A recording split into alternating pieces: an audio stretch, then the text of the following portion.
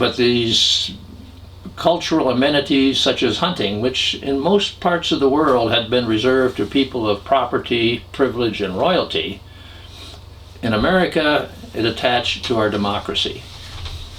And the root of that goes back to a court case in the New Jersey Meadowlands in 1842, where there was a dispute between a landowner and an oysterman. And the landowner didn't want the guy catching oysters out of the estuary of the Raritan River. I don't know if the current governor of New Jersey knows in this story. Is there a bridge to it? No, no bridge. But at any rate, the U.S. Supreme Court, looked at all our founding documents. Our Constitution, the Declaration of Independence, the Bill of Rights, none of them mention fish and wildlife.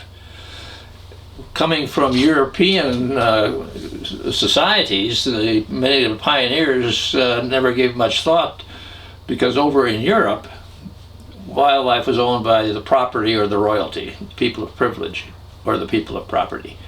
To this day, that is true. But here the court said, because of the Declaration of Independence, that the people became the sovereign.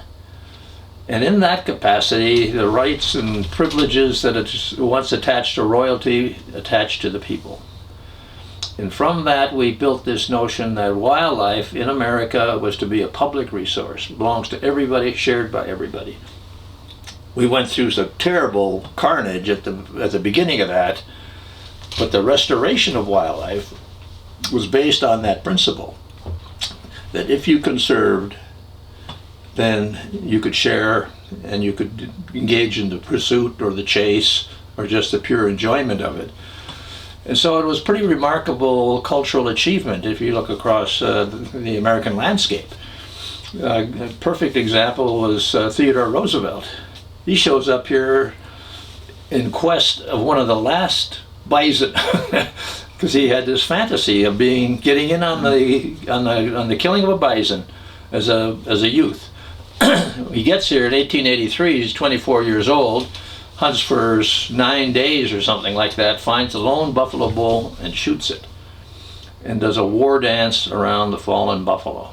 He was so excited. Writes home to his wife that he would bring home the fine head of a buffalo bull and some fine stags. Well, as his life unfolded, he comes back here to ranch and to hunt through the mid-1880s. He's in North Dakota.